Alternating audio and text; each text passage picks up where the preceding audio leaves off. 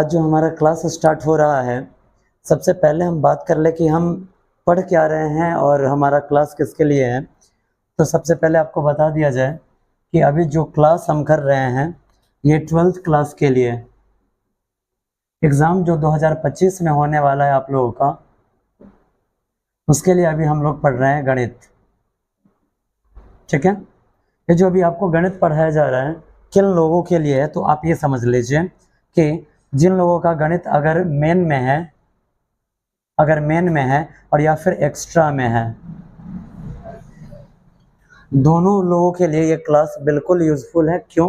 क्योंकि जो आपका एग्ज़ाम होगा, एग्ज़ाम में ना तो क्वेश्चन चेंज रहेगा, ना ही परीक्षा की तिथि चेंज रहेगी। ठीक है, संभवतः एक ही दिन दोनों लोगों का एग्ज़ाम लिया जाएगा। ठीक है, बशर्ते हो सकता है कि सिर्फ आपका जो कॉपी होगा, कॉपी में आपको मेंशन करना होगा कि आपका जो सब्जेक्ट है वो मेन में है या फिर एक्स्ट्रा में है, उसके अलावा कुछ नहीं। कभी कभार क्या होता है कि ऐसे देखा जाता है कि बिहार बोर्ड में कभी कभार कि जो आपका एक्स्ट्रा सब्जेक्ट होगा पहले आपके सारे मेन विषयों का एग्ज़ाम ले लेगा और लास्ट दिन जब एग्ज़ाम ख़त्म होता है उसके बाद लास्ट दिन जो एक्स्ट्रा सब्जेक्ट बचता है उसका एग्ज़ाम ले लिया जाता है। लेकिन जब आप अगर 10th क्लास के बारे में बात करते हैं तो फिर 10th क्लास में जो एक्स्ट्रा सब्जेक्ट रहता है उस सब्जेक्ट का नाम भी आपको एक्स्ट्रा तरीका का ही लगेगा। यही वजह कि उसका एग्ज़ाम अंत में लिया जाता है। बाद बाकी जो 6 सब्जेक्ट है 10th क्लास में सारे बच्चों के लिए कंपलसरी है। ठीक है, लेकिन इसमें ऐसा कुछ नहीं है। इसमें मुझे जहाँ तक लग रहा है एग्ज़ाम का जो तरीका होना चाहिए, एग्ज़ाम एक ही दिन लेना चाहिए, बस वही कॉपी में मेंशन करना होगा कि आपका गणित मेन है या फिर एक्स्ट्रा है। ठीक है, तो दोनों क्लासों के लिए दोनों बच्चों के लिए जो मेन में मैथ रखे हुए हैं या फिर एक्स्ट्रा में रखे हुए हैं, दोनों के लिए ये क्लास बिल्कुल यूज़फुल है। ठीक है, अभी हम 2025 के एग्जामिनेशन को लेकर गणित पढ़ रहे हैं और चूँकि हमारा जो क्लास था अगर देखा जाए तो हमारा क्लास इस बार काफ़ी लेट स्टार्ट हुआ है। जुलाई में हमारा क्लास स्टार्ट हुआ है, जून जुलाई में।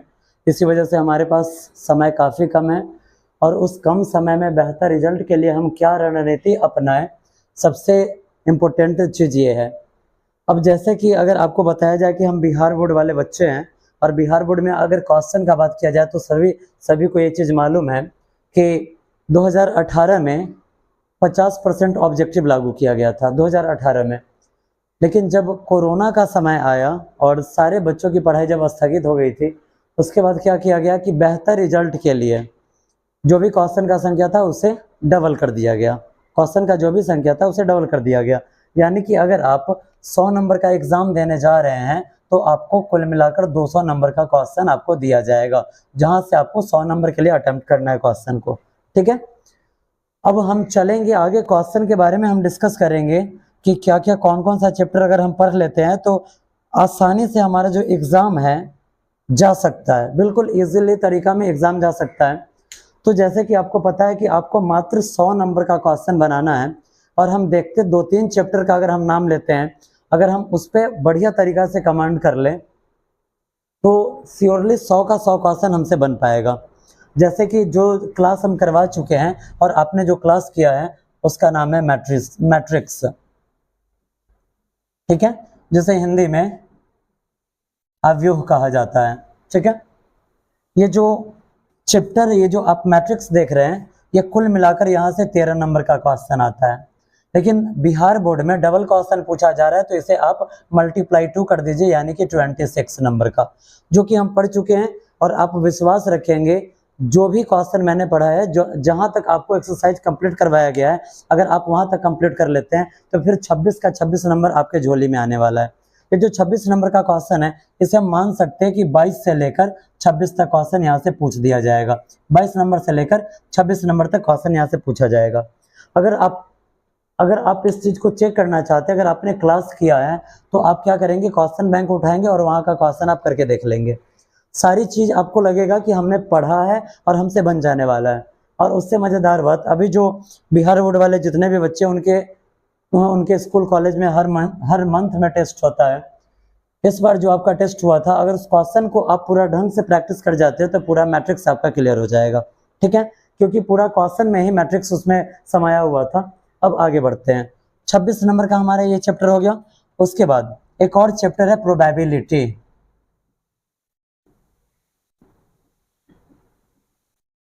जिसे हमने 10th क्लास में प्रायिकता के नाम से पढ़ा है, हिंदी में इसे प्रायिकता कहा जाता है। ठीक है, ये जो हमारा चैप्टर है, ये चैप्टर हमारा 10 अंक स्तरीय होता है। ठीक है, फिर से वही चीज कि क्वेश्चन 2 गुना है, इसलिए इसमें 2 से गुना, अर्थात यहाँ से क्वेश्चन 20 अंक के पूछे जाएंगे। ठीक है, इसे हम कहाँ से कहाँ तक ले सकते हैं, तो 16 नंबर से लेकर 20 नंबर तक ये जा सकता है। अब जो अगला और लास्ट सबसे इम्पोर्टेंट, अब ये लास्ट हम क्यों बोल रहे हैं, तो अभी जो हमारा काम चल रहा है, अभी जो हम स्टडी कर रहे हैं, जो हम पढ़ाई कर रहे हैं, उसका एक ही मोटो है कि नॉलेज विथ रिजल्ट के लिए हम अभी पढ़ाई कर रहे हैं। ठीक है, अगर आपके पास नॉलेज है तो रिजल्ट 100% आ ही जाएगा, अगर आपके पास नॉलेज है तो। लेकिन बशर्ते हमारे पास समय कम है, इसलिए अभी मैं पूरे गणित का बात नहीं कर पाऊंगा। जो भी इम्पोर्टेंट चीज है उसके बारे में अभी मैं बात कर रहा हूँ। अभी मैंने यहाँ पे 2 चैप्टर का नाम लिखा है, और तीसरा चैप्टर जो है सबसे इम्पोर्टेंट का बात मैं करने जा रहा हूँ। उस चैप्टर का नाम है कैलकुलस, जिसे हिंदी में गणना कहा जाता है। ठीक है, जिसे हिंदी में गणना कहा जाता है। अब इसे सबसे इंपॉर्टेंट, सबसे महत्वपूर्ण चैप्टर क्यों कहा जा रहा है, तो ये जो चैप्टर है, आप ऑल इंडिया लेवल की बात कर ले, ऑल इंडिया लेवल का। ठीक है, बिहार बोर्ड का छोड़िए, ऑल इंडिया लेवल पर जितने भी बोर्ड है भारत के अंदर में, जितने भी बोर्ड चल रहे हैं, अगर 12th क्लास का बात किया जाए तो प्रत्येक बोर्ड में यहाँ से क्वेश्चन पूछा जाता है, और प्रत्येक बोर्ड में कम से कम 30 नंबर का क्वेश्चन पूछा जाता है, कम से कम 30 नंबर का, चाहे वो कोई भी बोर्ड हो। ठीक है, सीबीएसई बोर्ड हो जाए, बिहार बोर्ड हो जाए, या कोई भी अगर स्टेट स्तर का कोई भी बोर्ड हो, तो वहां से कम 30 नंबर का क्वेश्चन पूछा जाएगा। आप बिहार बोर्ड वाले हैं, आपको यहाँ से कुल मिलाकर 44 नंबर का क्वेश्चन दिया जाएगा, 44 नंबर का क्वेश्चन दिया जाएगा। ठीक है, 44 नंबर का क्वेश्चन दिया जाएगा। चूंकि क्वेश्चन की संख्या 2 गुना है तो गुना 2, यानी कि 88 नंबर का क्वेश्चन यहाँ से आएगा। ठीक है, 88 नंबर का क्वेश्चन आएगा। आप विश्वास कीजिए, आप क्वेश्चन बैंक उठाकर देखेंगे 2024 का, आपको वहां से पता चल जाएगा कि 2024 में जो एग्जाम हुआ है, 2024 में जो एग्जाम हुआ है, वहां पे लगभग 86 नंबर का, लगभग 85-86 नंबर का क्वेश्चन सिर्फ और सिर्फ कैलकुलस से पूछा गया है, सिर्फ और सिर्फ कैलकुलस से। अगर आप देखेंगे तो कैलकुलस से लगभग में उतना हम काउंट नहीं कर पाए, लगभग में जहां तक मैंने काउंट किया है 41 ऑब्जेक्टिव है। 2024 में 41 ऑब्जेक्टिव पूछा गया है। जरा आप ये समझिए कि अगर आप कैलकुलस ढंग से पढ़ लेते हैं तो सिर्फ कैलकुलस से आप 40 प्लस ऑब्जेक्टिव बना सकते हैं, 40 प्लस ऑब्जेक्टिव आपका सिर्फ कैलकुलस से बन जाएगा।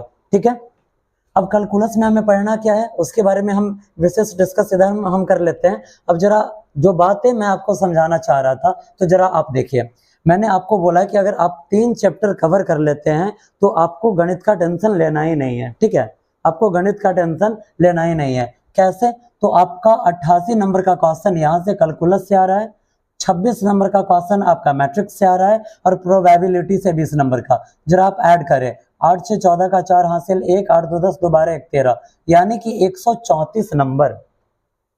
अगर हम इस यहाँ से कुछ माइनस भी कर देते हैं, कुछ अंक को हम माइनस करते हैं, फिर भी कम से कम 125 यानी कि 125 नंबर का क्वेश्चन हमें यहाँ से मिल सकता है। हमें अटेम्प्ट कितना करना है, तो 100 अंक के लिए हमें अटेम्प्ट करना है क्वेश्चन को, 100 नंबर के लिए। जरा आप सोचिए कि अगर आप 25 नंबर छोड़ भी देते हैं, फिर भी आपका जो क्वेश्चन है 100 में 100 नंबर का बनने वाला है, कहीं से कोई दिक्कत आने वाली नहीं है।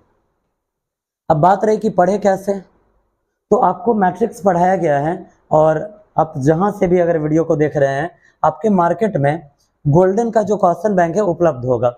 आप उस क्वेश्चन बैंक को उठाइए, और जो चैप्टर मैंने पढ़ाया है, मैट्रिक्स जो मैंने पढ़ाया है, प्रत्येक सेट का आपको ज़्यादा वर्क करना नहीं है। आपको करना क्या है, 2024, 2023, 2022, 2021 और 2020, यानी कि जो 5 साल का क्वेश्चन बैंक है उसको खोलिए, और वहां से चुन चुन कर जितने क्वेश्चन है मैट्रिक्स का, जितने क्वेश्चन है मैट्रिक्स का, सारे क्वेश्चन को आप बनाइए। अब मैं ये नहीं कह रहा कि आपको एक दिन में ही 5 सेट कवर करना है, नहीं, एक दिन में एक सेट कवर कीजिए, दूसरे दिन में दूसरा सेट, तीसरे दिन में तीसरा सेट, चौथे दिन में चौथा सेट और पांचवें दिन में पांचवा सेट आप कवर कीजिए।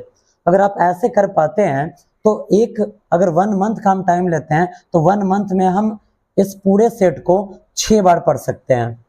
और जरा आप समझिए कि अगर अभी आपके एग्जाम में काफ़ी ज़्यादा समय है, चैप्टर वाइज जो हम पढ़ रहे हैं अगर हम उसी को कवर करते जा रहे हैं तो आपकी तैयारी कितनी वीआईपी होने वाली है, कितना तगड़ा आपका मैथ का तैयारी होने वाला है, आप इसी से अंदाजा लगा सकते हैं। ठीक है, जैसा कि देखा गया 2023 का बात किया जाए तो लगभग 11 से लेकर 14 क्वेश्चन 11 से लेकर 14 क्वेश्चन ऑब्जेक्टिव में दे रहा है, 2 क्वेश्चन लघु उत्तरीय में और 1 क्वेश्चन दीर्घ उत्तरीय में दे रहा है। ठीक है, आप यहीं से अंक ऐड कर सकते हैं, जोड़ सकते हैं। 5 4 9 और 14 और 9 23 हो गया। 22 और 26 के बीच में कभी कभी क्या होगा, ऑब्जेक्टिव को बढ़ा दिया जाएगा, यहाँ एक प्रश्न की संख्या बढ़ा दी जाएगी, ऐसा भी किया जा सकता है। तो ये जो चीज आपको पढ़ाया गया है, मैं बात किसका कर रहा हूँ, मैट्रिक्स का, तो आप इसे कवर करते चलेंगे, आप इसे कवर करते चलेंगे, आपको कुछ छोड़ना नहीं है। बशर्ते अगर आपको कुछ प्रॉब्लम हो रहा है किसी क्वेश्चन में तो आप पूछिए, पूरा हेल्प आप लोगों को किया जाएगा। चलिए, जो बीत गया है उसकी बातों को हम खत्म करते हैं, और खत्म तो करना नहीं है, इसे तब तक खत्म नहीं किया जा सकता जब तक हमारा एग्जाम हो ना जाए। आज का हमारा जो चैप्टर है, आज का हमारा चैप्टर कैलकुलस है, और कैलकुलस को हम स्टार्ट करने वाले हैं।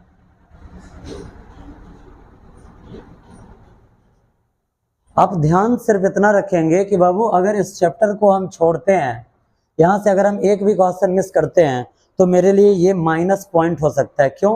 क्योंकि ये जो चैप्टर है 44 नंबर के लिए है, और यहाँ से कुल मिलाकर 88 नंबर के लिए क्वेश्चन आने वाला है। ये जो आंकड़ा है फिक्स आंकड़ा नहीं है, 2-4 नंबर ऊपर या 2-4 नंबर नीचे हो सकता है। कैलकुलस को हिंदी में गणना कहा जाता है। ये जो आप कैलकुलस देख रहे हैं, कैलकुलस के अंडर में आपको 5 चैप्टर पढ़ने होते हैं। ठीक है, आपको 5 चैप्टर पढ़ने होते हैं।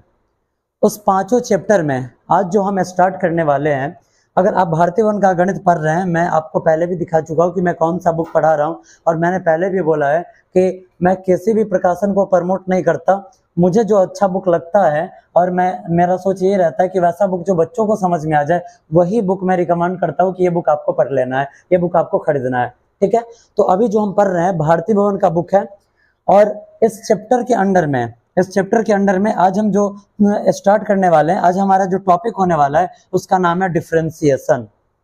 अब आप सोचेंगे कि हम डिफरेंशिएशन से क्यों स्टार्ट कर रहे हैं, तो ये जो चैप्टर आपका है इसका पूरा नाम का अगर बात किया जाए, तो इसका पूरा नाम डिफरेंशियल कैलकुलस है, जिसमें आज हम पढ़ने वाले हैं कंटिन्यूटी एंड डिफरेंशिएबिलिटी।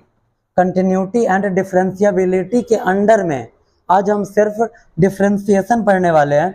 ये जो कंटिन्यूटी एंड डिफरेंशिएबिलिटी है, इसको मैंने क्यों चुना है, तो आप ध्यान रखेंगे, ये जो कंटिन्यूटी एंड डिफरेंशिएबिलिटी है, सिर्फ इस चैप्टर से 28 नंबर का क्वेश्चन आएगा।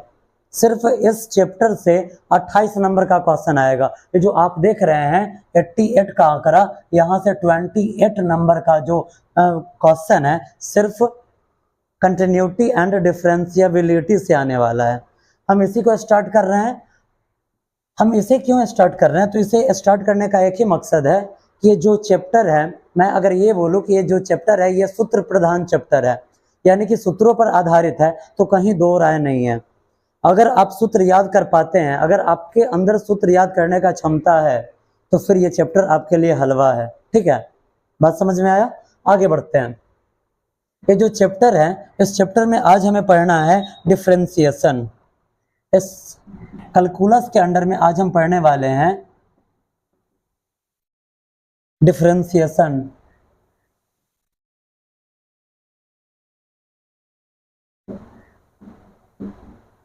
ठीक है,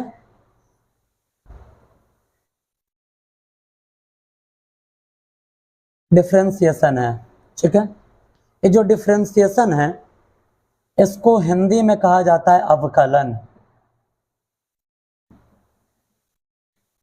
अब आपके माइंड में ये आएगा कि अभी जस्ट आप बोल रहे हैं कि जो चैप्टर हमारा स्टार्ट होने वाला है कंटिन्यूटी एंड डिफरेंशियबिलिटी है, तो फिर आपने कंटिन्यूटी को कहाँ छोड़ दिया, कंटिन्यूटी को आपने कहाँ छोड़ दिया।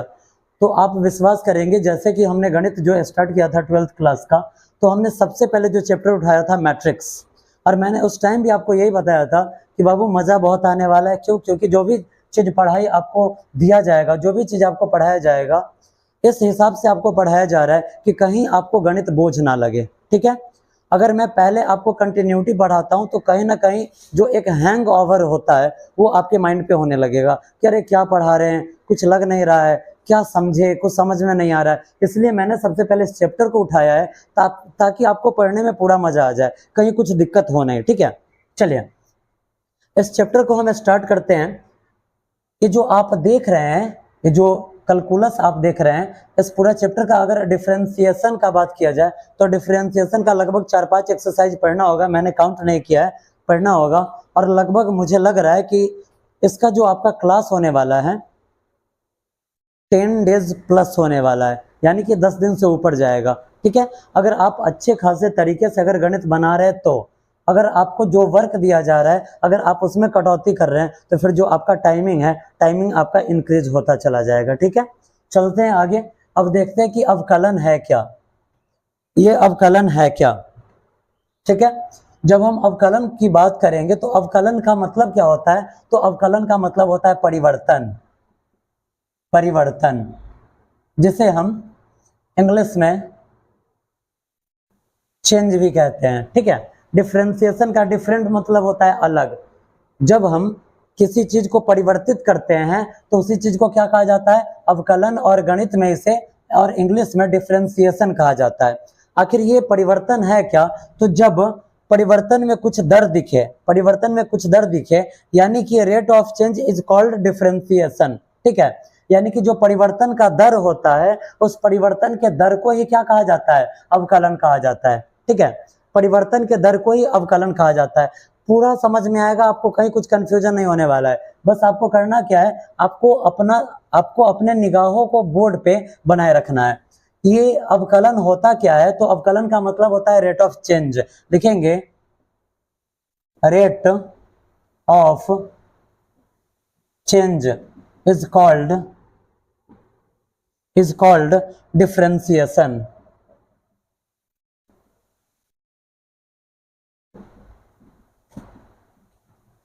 Rate of change is called differentiation. जो परिवर्तन का दर होगा, परिवर्तन किस चीज में होगा, तो आपको ध्यान रखना है कि जब भी अगर हम डिफरेंशिएशन पढ़ते हैं, जब भी अगर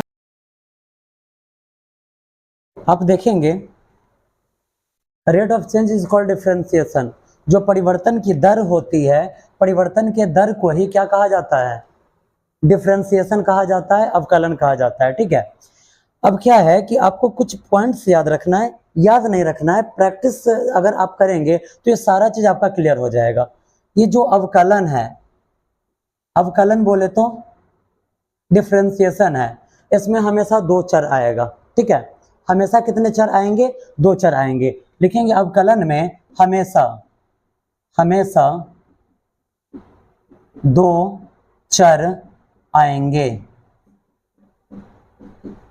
अब बाबू देखिए, ये दो चर क्या होता है, चर क्या होता है, चर मान क्या होता है, तो आप 10th क्लास में पढ़ चुके हैं, आपको 10th क्लास में पढ़ाया गया। और 10th के आगे अगर आप जाएंगे तो ये चीज 6th क्लास से स्टार्ट हो जाता है कि जो अल्फाबेट्स होता है, जो अल्फाबेट्स होते हैं ABCD, उसी को क्या कहा जाता है, चर कहा जाता है। ठीक है, उसी को चर कहा जाता है, यानी कि इसमें दो चर मान आएंगे और वो चर क्या हो सकता है, तो वो चर आपका X और Y हो सकता है। समझने में कोई तकलीफ है क्या, नहीं ना, क्लियर है। डिफरेंशिएशन में हमेशा कितने चर आएंगे, दो चर आएंगे। कौन कौन, X और Y आ सकते हैं, इसके अलावा भी कभी कभी कुछ और चर को यहाँ पे लिया जा सकता है। ठीक है, अब देखिए अगर हिंदी में अगर यहाँ पे आप देख रहे हैं कि चेंज करना है, rate of change is called differentiation, change किसे करना है, किसे बदलना है, तो आप देख रहे हैं कि डिफरेंशिएशन में दो चर मान होंगे। कितने चर मान होंगे, दो चर मान होंगे। जब इसे अगर हम इस चर के ऊपर देखें, अगर चर को लेकर समझे, तब अवकलन क्या होता है, तो हम लिखेंगे कि एक चर के सापेक्ष, एक चर के सापेक्ष एक चर के सापेक्ष, यानी कि एक चर के अकॉर्डिंग, एक चर के सापेक्ष दूसरे चर में परिवर्तन की दर अवकलन कहलाएगा। ठीक है, एक चर के सापेक्ष यानी कि पहला जो चर होगा अगर उसके अकॉर्डिंग दूसरे चर में परिवर्तन होता है, किसके अकॉर्डिंग, पहले चर के अकॉर्डिंग अगर दूसरे चर में, पहला चर में अगर परिवर्तन होता है तो दूसरा चर में भी परिवर्तन होगा, तो पहले चर के सापेक्ष अगर दूसरे चर में परिवर्तन होता है तो उसी को क्या कहेंगे, अवकलन कहेंगे, यानी कि डिफरेंशिएशन कहेंगे। समझने में किसी को कोई दिक्कत नहीं ना? अगर कहीं कुछ दिक्कत होगा, दिक्कत होना ही नहीं है, दिक्कत होना ही नहीं है। अगर आपको कहीं दिक्कत हो रहा है तो आप बोल सकते हैं कि ये चीज हमें समझ में नहीं आया, इसे फिर से बताइए। ठीक है, अब देखिए एक बार फिर से हम इसे रिवाइज कर लेते हैं। डिफरेंशिएशन का मतलब हुआ अवकलन, जिसे हम परिवर्तन कहेंगे और इंग्लिश में इसे चेंज भी कहा जा सकता है। ठीक है, ये डिफरेंशिएशन क्या होता है, तो ये रेट ऑफ चेंज होता है, यानी कि परिवर्तन का दर होता है। अवकलन में हमेशा दो चर आएंगे, एक्स और वाई को लिया जा सकता है। अगर दो चर मान आ गया, ठीक है, अगर दो चर मान आ गया, आगे बढ़ते हैं। जब हम आगे बढ़ेंगे तब आप देखिए, कहा गया कि एक चर के सापेक्ष दूसरे चर में परिवर्तन की दर को ही क्या कहेंगे, अवकलन कहेंगे। अगर एक चर में परिवर्तन होगा तो क्या हो जाएगा, दूसरे चर में भी परिवर्तन होगा। ठीक है, आगे बढ़ते हैं। अब जब हम आगे बढ़ेंगे तो मान लीजिए ये जो डिफरेंशिएशन है इसे हम कैसे सूचित करते हैं, डिफरेंशिएशन को हम कैसे सूचित करते हैं, तो आप ध्यान रखिएगा। अगर कहीं लिखा हुआ है क्या, dy/dx, क्या लिखा हुआ है, dy/dx, अगर कहीं पर भी लिखा हुआ है आपको समझ जाना है कि बाबू हम पर कौन सा चैप्टर रहे हैं, तो हम पढ़ रहे हैं डिफरेंशिएशन, और ये जो क्वेश्चन है किस चीज का है, तो डिफरेंशिएशन का है। अगर कहीं पर भी लिखा गया है dy/dx तो हम समझ जाएंगे कि ये क्या है, डिफरेंशिएशन ही है। कभी कभी आपको डायरेक्ट लिखा जाएगा d/dx, क्या लिखा जाएगा, d/dx, इसका भी मतलब क्या होता है, डिफरेंशिएशन ही होता है। आप ये जो देख रहे हैं d लिखा हुआ है, आप इसे कैसे पढ़ेंगे, dy/dx या d/dx आप इसे पढ़ सकते हैं। ये जो d है, इस d को कहा जाता है डेल, क्या कहा जाता है, डेल कहा जाता है। आप इसे पढ़ेंगे del/del x, और इसे आप पढ़ेंगे del/del x। अब आप जरा देख रहे हैं कि डेल को पढ़ने में थोड़ा सा देर लग रहा है, ठीक है, डेल को पढ़ने में थोड़ा सा देर लग रहा है, इसलिए आप क्या करेंगे, इस डेल को आप हटाएंगे और डायरेक्ट आप पढ़ना क्या स्टार्ट करेंगे, dy/dx। जब भी अगर आपसे पूछा जाए कि बाबू इस d को हम क्या बोलेंगे, तो आपको कहना है कि हम इसे डेल बोलेंगे, क्या बोलेंगे, इसे हम डेल बोलेंगे। समझने में कोई तकलीफ है क्या, नहीं, बढ़ते अब आगे। जब हम आगे बढ़ेंगे तो यहाँ देखिए, अगर हम कोई पॉइंट लिख रहे हैं, हमने एक पॉइंट उठाया कि x के सापेक्ष y में परिवर्तन, x के सापेक्ष y में परिवर्तन। अगर मैंने बोला कि बाबू किसके अकॉर्डिंग परिवर्तन हो रहा है, x के अकॉर्डिंग, परिवर्तन किस में हो रहा है, y में परिवर्तन हो रहा है, परिवर्तन किस में हो रहा है, तो y में, परिवर्तन किस में हो रहा है, तो y में परिवर्तन हो रहा है, किसके अनुसार, तो x के अनुसार। समझने में कोई दिक्कत नहीं ना? देखिए पूरा भाषा में ही क्लियर लिखा गया है। अगर मैं पूछूं कि किस में परिवर्तन हो रहा है, तो y में, किसके अनुसार हो रहा है, तो x के अनुसार हो रहा है। ठीक है, तो जब x के अनुसार y में परिवर्तन हो, x के अकॉर्डिंग y में परिवर्तन हो, अगर x के सापेक्ष y में परिवर्तन हो, तो इसे हम कैसे लिखेंगे, तो जो इसे जब लिखना होगा तो हम कैसे लिखेंगे पता है, जिसके सापेक्ष परिवर्तन हो उसे लिखा जाता है नीचे, ठीक है, और जिसमें परिवर्तन हो उसे लिखा जाएगा ऊपर। ठीक है, जिसमें परिवर्तन हो वो आ जाएगा ऊपर, और जिसके अकॉर्डिंग परिवर्तन हो वो आ जाएगा नीचे। डिफरेंशिएशन को हम दिखाएंगे कैसे, तो यहाँ भी डालना है d और यहाँ भी डालना है d। समझने में कोई दिक्कत नहीं ना? कहीं लिखा गया है dy/dx, इसका मतलब क्या हुआ, तो इसका मतलब हुआ कि x के सापेक्ष y में परिवर्तन हो रहा है। समझने में कोई दिक्कत है क्या, नहीं ना? समझ में आ रहा है, पूरा क्लियर है? आगे बढ़ते हैं। अब जरा आप बताइए, अगर मैंने लिखा dx/dy, क्या लिखा मैंने, dx/dy, अब इसका मतलब क्या हो जाएगा, जरा बताइए। y के सापेक्ष x में परिवर्तन, यानी कि समझ में आ रहा है। ठीक है, अब हम यहाँ लिखेंगे y के सापेक्ष x में परिवर्तन। ठीक है, इतना ध्यान रखना है, जिसके अकॉर्डिंग परिवर्तन होगा वो रहेगा नीचे, और जिसमें परिवर्तन होगा वो रहेगा ऊपर। समझने में कोई तकलीफ है क्या? नहीं, आगे बढ़ा जाए। चलिए, अगर आप इतना समझ पाए हैं, अगर आप इतना समझ पाए हैं तो आप समझ लीजिए कि डिफरेंशिएशन, ये जो डिफरेंशिएशन है, इसको लेकर अब आपका समझ मजबूत हो चुका है। ठीक है, सिर्फ और सिर्फ आपको ध्यान में रखना है यही दो पॉइंट, dx बाई dy या d बटा dx, इतना आपको ध्यान रखना है। d आएगा यानी कि हम डिफरेंशिएशन पढ़ रहे हैं, और d बोले तो d से किसे सूचित किया जाता है? डिफरेंशिएशन को। और d से हम d को अगर बोलना हो तो d को हम क्या बोलेंगे? डेल बोलेंगे। समझने में कोई तकलीफ है क्या? नहीं। जैसे कि कुछ देर पहले मैंने बताया है कि ये जो चैप्टर है, ये सूत्र प्रधान चैप्टर है, यानी कि फार्मूला प्रधान चैप्टर है। अगर आप फार्मूला याद रख पाते हैं तो फिर ये चैप्टर आपके मुट्ठी में है, आपके कब्जा में है। आप इसे जैसे चाहेंगे, ठीक है, वैसे आप इसे घुमा सकते हैं। आपको जैसे इसे घुमाने का मन हो वैसे आप इसे घुमा सकते हैं। ठीक है, चलिए अब हम फार्मूला की तरफ रुख करते हैं कि आखिर में हम इसे बदलेंगे कैसे। ठीक है, हम इसे बदलेंगे कैसे। चलिए इसको मिटाया जाए। किसी को समझने में कोई दिक्कत है क्या?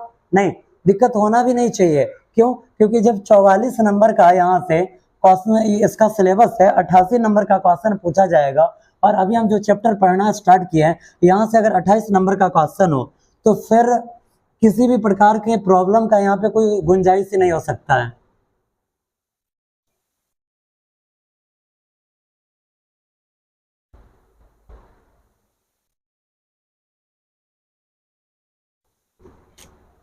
आइए, अब हमें जो अभी पढ़ना है, ठीक है, हम यहाँ पे लिखते हैं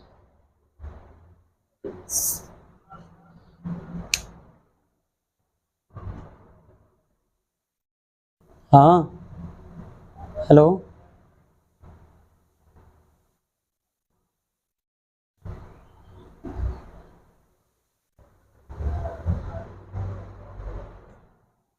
चलिए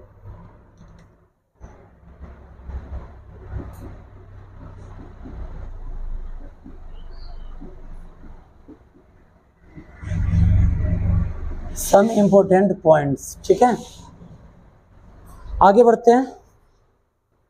जब हम इसे पढ़ना स्टार्ट करेंगे तो इसमें कुल मिलाकर फिलहाल अभी हमें इस चैप्टर को बनाने के लिए 18 सूत्र याद रखना होगा। कितना सूत्र याद रखना है? 18 सूत्र याद रखना होगा। अगर आप 18 सूत्र याद रख लेते हैं तो समझिए ये चैप्टर आप ही के लिए बना हुआ है। अब अभी तक माइंड में ये चल रहा होगा कि आखिर इसमें सूत्र कैसा आएगा। अब चलिए जरा हम आपको घुमाते 10th क्लास में। आपने 6 त्रिकोणमितीय निष्पत्तियां पढ़ा है 10th क्लास में। कौन कौन सा? साइन, कॉस, टेन, कॉसेक, सेक और कॉट।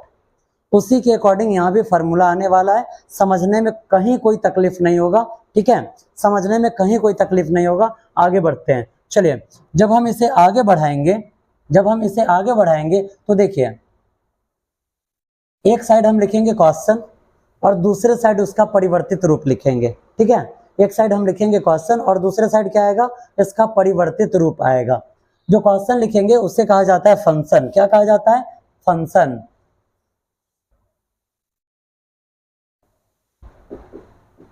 और हिंदी में इसे कहा जाता है फलन। क्या कहा जाता है? फलन। इंग्लिश में फंक्शन और हिंदी में फलन कहा जाता है।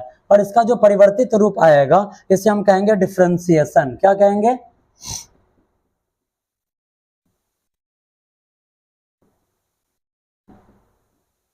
इसे हम कहेंगे डिफरेंशिएशन। समझने में कोई तकलीफ है क्या? नहीं। ये जो डिफरेंशिएशन है इसे कहा जाएगा अवकलन। क्या कहा जाएगा? अवकलन कहा जाएगा। फलन का परिवर्तित रूप क्या कहलाता है? अवकलन कहलाता है। आइए, जब सूत्रों की बात किया जाए, अगर सूत्रों का बात किया जाए तो हम पहला सूत्र लिखते हैं d बटा डी एक्स। ये जो d बटा डी एक्स है ये किसे इंडिकेट करता है? तो ये डिफरेंशिएशन को इंडिकेट करता है। d बटा डी एक्स का अगर हम फॉर्मूला लिखते हैं, अगर यहाँ पे आता है x to the power n, तो इसका जो परिवर्तित रूप होगा वो क्या हो जाएगा?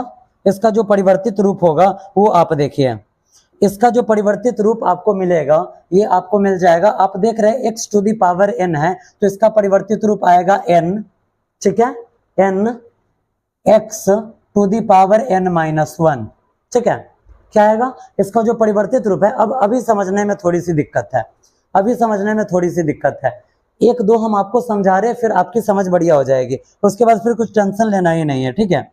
अब जरा आप यहाँ देखिए, अभी मैंने लिखा d by D x into में x to the power n है, तो इसका जो बदलाव होगा कैसा होगा, n x to the power n minus 1, ठीक है। अब देखिए आपको करना क्या है, आप इसे छांट देंगे, आपको क्या करना है, छांट देना है। ये आएगा सूत्र में, क्वेश्चन ऐसे ही देगा, क्वेश्चन में जरूर लिखेगा, लेकिन अगर आपको सिर्फ याद रखना है इसे, तो आप कैसे याद रखेंगे, आप याद रखेंगे अगर x का पावर n आता है तो इसे हम चेंज कैसे करते हैं, तो n x to the power n minus 1 से, ठीक है। अब जरा देखिए, आप पढ़ते जाइए और पूरा क्वेश्चन आप यहाँ से क्लियर करते जाइए।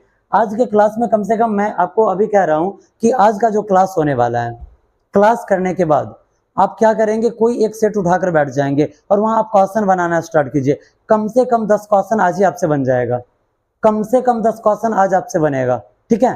कैसे, तो जरा देखिए, अगर मान लीजिए कहीं क्वेश्चन दे रहा है बाबू, यहाँ देखिए, अब हम इसका जो है एमसीक्यूज कर रहे हैं, एमसीक्यूज एक एग्जांपल लेकर कर रहे हैं। एमसीक्यूज का मतलब होता है मल्टीपल चॉइस क्वेश्चन, यानी कि ऑब्जेक्टिव। अगर कहीं लिख रहा है, अगर कहीं लिख दिया d बट्टा डी एक्स इंटू एक्स का पावर 3, ये क्वेश्चन दिया, ठीक है, ये क्वेश्चन दिया। अब इसका आंसर आपको देगा, यहाँ पे ऑप्शन दिया, एक नंबर में दे देगा यहाँ पे आंसर 3x का पावर 2, 2 नंबर में 2x का पावर 3, 3 में 4x का पावर 5 और 4 नंबर में 3x का पावर माइनस 2। अब आपसे पूछा जाए कि बताओ बाबू इसका आंसर क्या होगा, ये जो क्वेश्चन है यहाँ पे, वहां पे जो क्वेश्चन लिखा गया है, अगर एक डिफरेंशिएशन यहाँ पे दिया गया है और उसका जो ग्राउंड है x टू दी पावर 3 है, तो इसका आंसर क्या होगा। देखिए अब पलक झपकते आप इसका आंसर निकाल सकते हैं। कैसे, यहाँ देखिए, जब फलन को बदला जाता है, जब फलन को बदला जाता है, अगर फलन x to the power n के रूप का है, तो कैसे इसे बदला जाता है, nx to the power n minus 1 बदला जाता है, बदला जाता है ना। अब देखिए, अब इसका आंसर क्या होगा, आप देख रहे हैं ये जो n है ये आगे आ जाता है। आपका जो क्वेश्चन दिया गया है, क्वेश्चन है x टू दी पावर 3 दिया गया है, आप देख रहे हैं n के जगह पे क्या है बाबू, 3 है, तो n के जगह पे 3 x का x और यहाँ पे 3 माइनस 1, यानी कि 3x, 3 में से 1 जाएगा, कितना बचेगा, 2, यानी कि आपका आंसर कौन सा हो गया, पहला वाला। समझने में कोई दिक्कत नहीं ना। अगर आप बताइए, आप अगर कहीं लिखा हुआ है, अगर कहीं लिखा हुआ है d बाई डी एक्स और लिखा हुआ है x का पावर 5, अब बताइए इसका आंसर क्या होगा, फटाक से बताइए क्या उसका आंसर होगा। बाबू एकदम बोलना है कि ये जो आप देख रहे हैं, आपको बोलना है कि सर करना क्या है, ये जो 5 है ये आगे आएगा, x को लिखेंगे और 5 है तो एक कम करके ऊपर लिख दिए, यही इसका आंसर हो गया, बदल गया। ये कहीं समझने में कुछ दिक्कत है क्या। अगर कहीं लिखा हुआ है d बाई डी एक्स और x का पावर 11, x का पावर 11, बताइए इसका आंसर क्या आना चाहिए, 11x का पावर 10, 11x का पावर 10। समझने में कोई दिक्कत। अगर कहीं लिखा हुआ है d बाई डी एक्स और यहाँ पे x का पावर 50, बताइए इसका क्या आंसर आएगा, पावर में 50x पावर में 49। समझने में कोई दिक्कत है क्या। अगर आपने इसे समझ लिया तो आप सेट उठाएंगे, 1 से 2 क्वेश्चन मिल गया आपका, और ये आज अभी के अभी इसे बना सकते हैं, इस क्वेश्चन को आप अभी के अभी बना सकते हैं। आदमी वैसे ही ये जो चैप्टर है इसको हवा बना दिया हुआ है कि इतना हार्ड चैप्टर है, ये है वो है। आप विश्वास कीजिए ये जो चैप्टर है आपके लिए कुछ है ही नहीं, ठीक है। अब चलिए,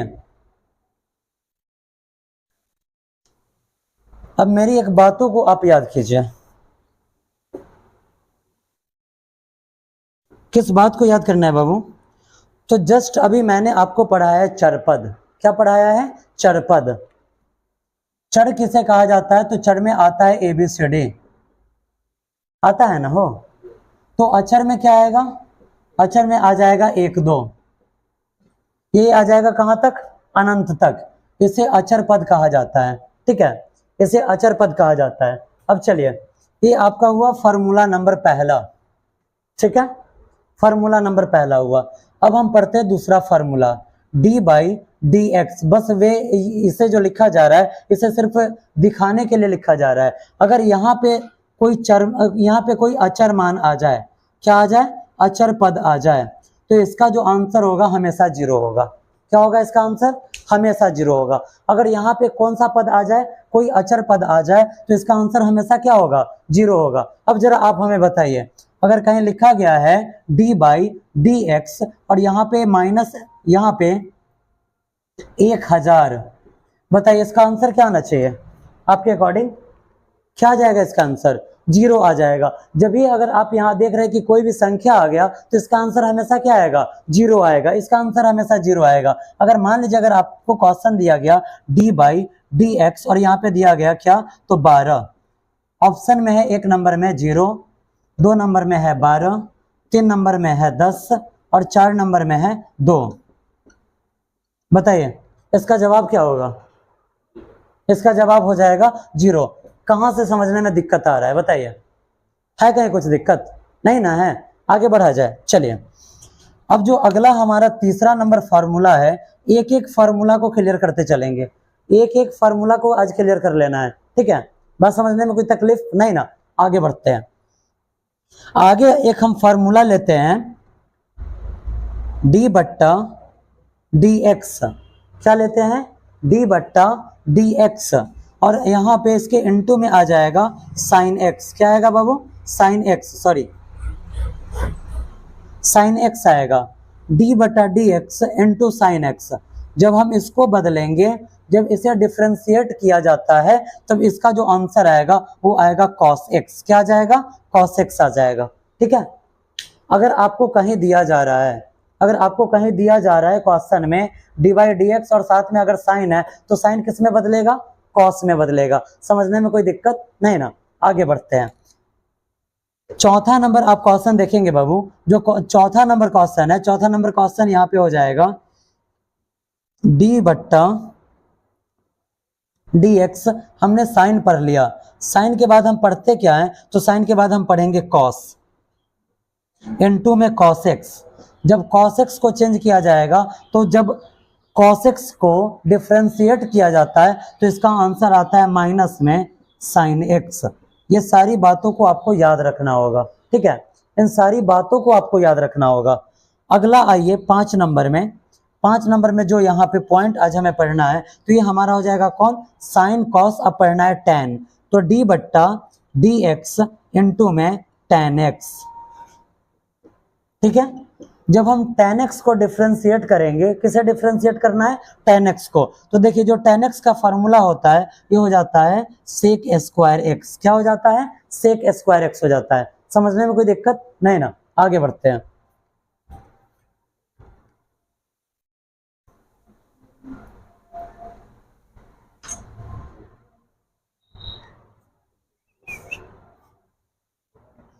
देखिए बाबू इधर ध्यान दीजिए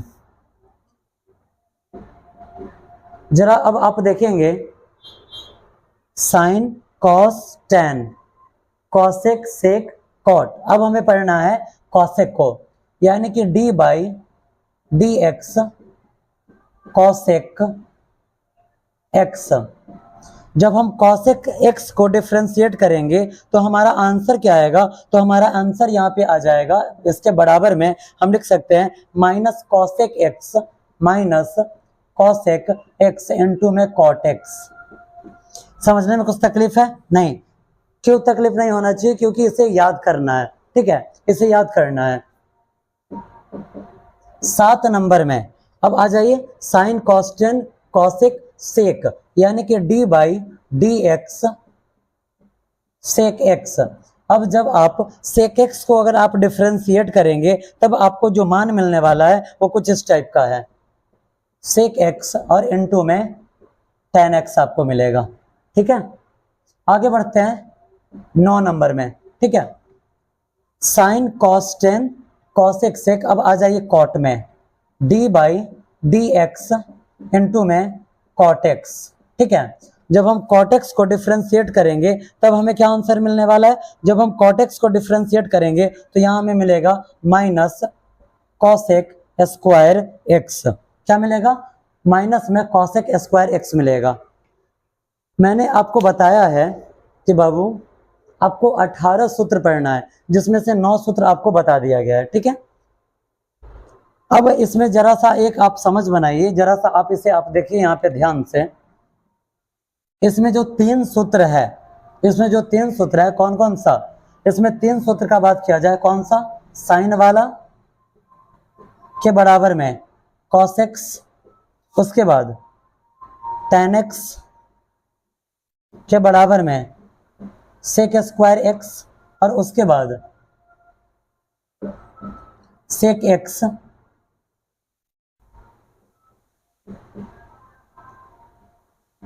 के बराबर में sec X into tan X. ये 3 सूत्र आप देख रहे हैं। आपको जब भी अगर आप सूत्र याद करेंगे तो डी बाई डी एक्स आपको याद नहीं करना है, आप डी बाई डी एक्स को छोड़ सकते हैं। जब हमें क्वेश्चन बनाना होगा तब हम वहां पे डी बाई डी एक्स लिखेंगे। ऐसे आपको डायरेक्ट याद कर लेना है। क्या? साइन एक्स के बराबर में क्या आएगा? कॉस एक्स आएगा, टेन एक्स के बराबर में सेक स्क्वायर एक्स आएगा, और सेक एक्स के बराबर में sec X into tan X आएगा। समझने में कोई तकलीफ नहीं ना? आप ये देख रहे हैं ये तीनों मान आपका प्लस में है। ठीक है, ये तीनों मान आपका धनात्मक में है। अब आ जाइए ऋणात्मक वाले को आप ढूंढिए। यहाँ पे देखिए कॉस एक्स के बराबर में माइनस साइन एक्स, उसके बाद कॉसेक एक्स के बराबर में कॉसेक एक्स के बराबर में माइनस कॉसेक एक्स इंटू में कॉट एक्स, और एक और है कॉट एक्स माइनस में कॉसेक स्क्वायर एक्स। ठीक है, क्या आ जाएगा यहाँ पे? बराबर में कॉसेक स्क्वायर एक्स आ जाएगा। आपको याद रखना है कि ये जो 3 मान होता है ये तीनों मान प्लस में है और ये तीनों मान माइनस में है। याद रह पाएगा? अगर याद नहीं रहेगा तो उसका भी एक तरीका है। क्या? तो देखिए जितना सी वाला है कॉस कॉसेक कॉट, जितना सी वाला है तीनों का मान किस चीज में आता है? माइनस में आता है। ये तीनों क्या होता है? तो ये तीनों ऋणात्मक होता है। क्या होता है? ऋणात्मक होता है, यानी कि निगेटिव होता है। और जो ये सी के अलावे जो भी त्रिकोणमितीय अगर निष्पत्तियां है, अगर इसके मानों का बात किया जाए तो ये सारा प्लस में आता है। इसे हम क्या कह सकते हैं? इसे हम पॉजिटिव कहेंगे। क्या कहेंगे? पॉजिटिव, यानी कि प्लस वाला, और निगेटिव यानी कि माइनस वाला। याद रखने में कहीं कुछ दिक्कत है क्या? नहीं ना? अब आ जाइए जरा आप मुझे बताइए सारे सूत्रों को देखते हुए कि अगर कहीं लिखा हुआ है D by D x sine square x, अगर इसे डिफरेंशिएट करना हुआ तो साइन को अगर हम डिफरेंशिएट करते हैं तो साइन किस रूप में डिफरेंशिएट होता है? तो साइन डिफरेंशिएट हो जाएगा कॉस में। समझने में कोई दिक्कत नहीं ना? समझने में कोई दिक्कत है? हाँ, हम सिर्फ अभी ये बात कर रहे हैं कि साइन किस में डिफरेंशिएट होता है? कॉस में डिफरेंशिएट होता है। जो पावर दिया गया है, पावर का तो यूज हमें करना ही है। ठीक है, अगर आप यहाँ देखेंगे, अगर आपको कहा गया कि चलिए भैया अब आप इसे डिफरेंशिएट करके दिखा दीजिए, तो आपको उतना वर्क करना ही नहीं है। अगर यहाँ पे लिखा गया है साइन स्क्वायर एक्स, अगर इसका हम डिफरेंशिएशन करते हैं तो हमें इसका आंसर क्या मिल सकता है? तो मिल सकता है कॉस स्क्वायर एक्स मिल सकता है। लेकिन अगर वही पावर इधर आ जाए, अगर ये पावर x पर भी आ जाए तो हमारे पास ग्राउंड x हो जाएगा। फिर यहाँ पे नियम बदल जाएगा, हमें x को अलग से डिफरेंशिएट करना होगा, जो कि आप यहाँ पे देख रहे हैं ना कैसे डिफरेंशिएट किया जाता है इसे। तो पावर को पहले लिखना है, फिर साथ में गुणांक में इसे, और पावर में जितना पावर दिया रहेगा उससे एक कम करके लिख देना है। समझने में कोई दिक्कत?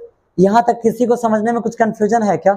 नहीं कंफ्यूजन है। चलिए, अगर यहाँ तक समझने में आपको कोई कंफ्यूजन नहीं है तो आज आपके क्लास को यहीं पे स्टॉप किया जाता है। 9 फार्मूला आपको समझा दिया गया है। समझने में कहीं कुछ कंफ्यूजन है तो एक बार आप देख सकते हैं।